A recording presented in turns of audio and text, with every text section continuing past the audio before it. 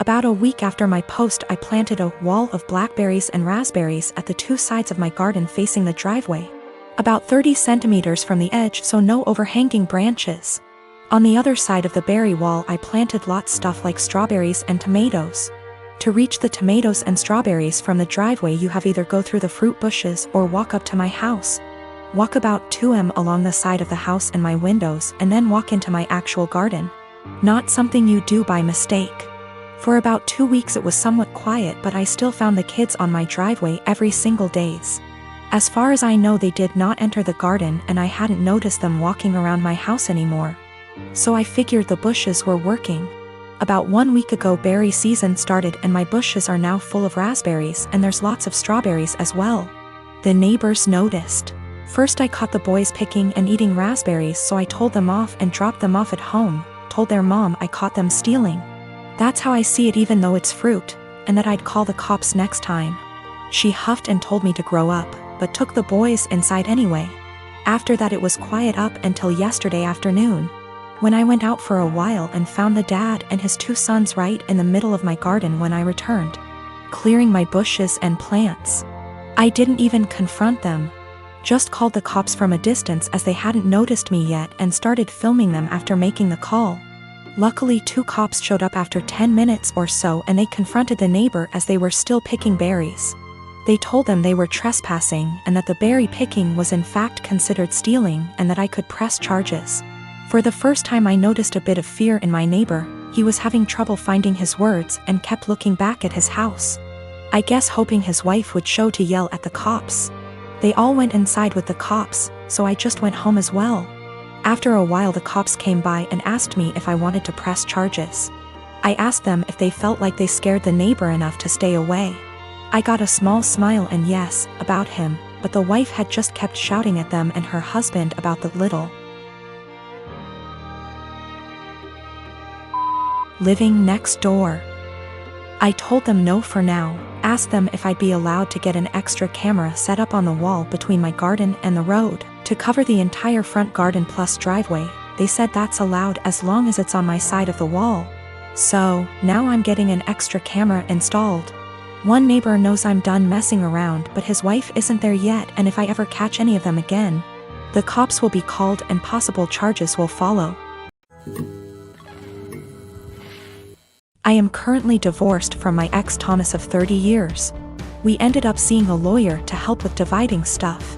Everything was pretty much wrapped up till he said he no longer wanted any part of our kids' lives. I didn't argue with him about it, since I already know what it's like having a parent who doesn't want you around, or wants to be in your life. I asked what he wanted me to tell the kids, and he just said, "Whatever you think is best, I don't care. I don't want to parent anymore." Everything was in agreement and signed with no fuss.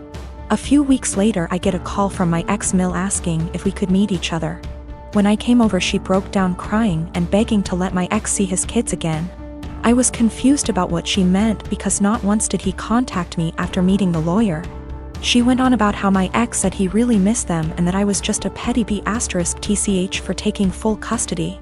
Also that he was crying for days about it. I told her my version of events, and she called it BS, saying her son wouldn't lie like that, especially not about his kids. Then I decided to call him in front of her. He didn't know she and I were meeting that day. I said, "Hey, has a soccer game in a few days," which he did, and I was wondering if you wanted to go? I know he'd really love it and be happy to see you. He instantly said no. I already said I'm not doing this anymore. I asked, "Well, how do you think this is going to affect Denise, his mom?" She is over the moon about them. He just said she loves me more than the kids, so I doubt this will be an issue for her. After a bit more talking, we finally hung up. Ex-Mill was straight-faced and nodded at everything that just happened. She asked me to leave and said we would be in touch. Later that day I got a call from my ex saying how it's my fault he was kicked out of his mom's house, and possibly will be taken off her will. Also that none of his family members will talk to him because of what Ex-Mill heard. He threw a lot of insults at me before I hung up, and now him and his mates keep calling and texting me. My friend is saying I shouldn't have said anything in the first place and I ruined his life. Yes, I plan to let Denise see the kids because I know she just wants to give them the world along with the rest of his family. I recently won an all-expense-paid trip to Disney World for 4 nights, for myself and 3 guests. I am currently planning on bringing my boyfriend, my mother, and my boyfriend's mother. I know we all aren't exactly Disney's key demographic, but it honestly means a lot to our mothers that I am inviting them. Both my boyfriend and I grew up in poorer families that could never afford expensive vacations. And this is the first trip to Disney World for all of us. I know this is probably the only opportunity our mothers will ever have to go to Disney. And for now they are both in good enough health to still enjoy the rides. The problem is with my cousin, Jane, who has been hounding me to take her 5-year-old daughter, Kelly, instead of my boyfriend's mother. I know, what kind of monster am I for not wanting to bring a little girl to the place where dreams come true? Except Jane's family has already been to Disney World twice, most recently earlier this year in February. My cousin has done very well for herself. She runs a successful photography business, and her husband is an engineer. They are definitely able to afford their own vacations. If Jane wasn't so well off, I probably would consider taking Kelly if I thought I was giving a little kid a once-in-a-lifetime experience. But I'm not. She's already been twice and she's only 5. Our mothers have been 0 times. Jane's only rationale for wanting me to take her daughter seems to be that Disney is meant for kids. It's weird to go with only adults. And it'd be evil to not take a 5-year-old to Disney if you had the chance. There's also the issue of Kelly herself. She's not a completely terrible child, but she's whiny and throws tantrums regularly. I don't really want to spend a week with that. Also, what if she gets homesick? What if she gets actually sick? What if she gets lost? I'm not a parent myself and I would have no idea what to do in those situations.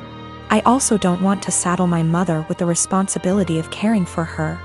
I babysat Kelly before, but only for a few hours at a time. I'm not sure why my cousin is even comfortable with the idea of me taking her child 3 states away. We are in North Carolina, so it's not like Orlando is just a short drive down the road if something happens. I tried telling Jane I'm not comfortable bringing Kelly, and she just said this is a good opportunity to find out what being a parent is like. What? She's almost acting like I'm not serious about not bringing Kelly, and I'm just pretending I don't want to bring her. It's really weird. Jane and I have always been very close, like we are sisters. And I'm afraid this has the potential to ruin our relationship once it comes to a head.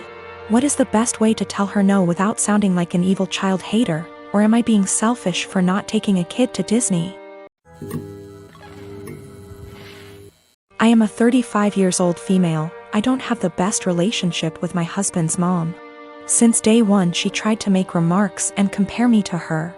She then tried to get on my good side and started overly praising everything I do and sometimes even copying me, like that one time, when she dyed her hair purple just like mine and when everyone pointed out how ridiculous she looked.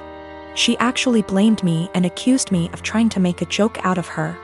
So, anyways, my husband and I took 2 weeks off work to go visit some places out of the country, tourism in other words.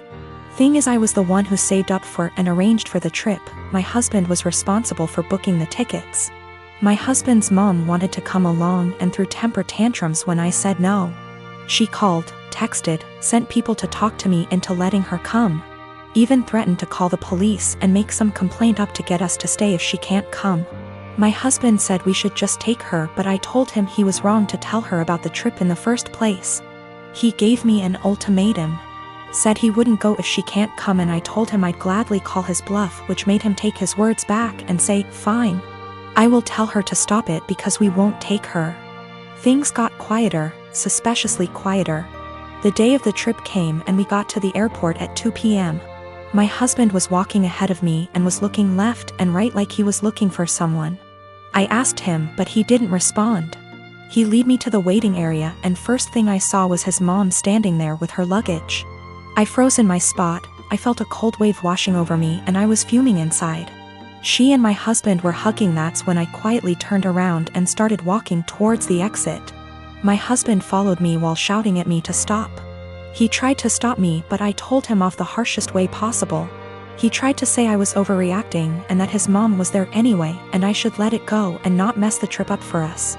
I told him he and his mom could still go and that I was going home. I went home and sobbed into my dog's fur for several minutes. Turned out he booked her a ticket without me knowing. An hour later he came home yelling and raging about how pathetic and spiteful I was to walk out and go home and ruin the trip last minute. I told him he caused this to happen. He said that I was being so hard on his mom, it's ridiculous.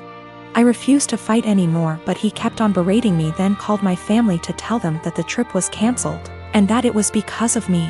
My family said that I shouldn't have ruined it for myself and should have sucked it up and done my best to enjoy.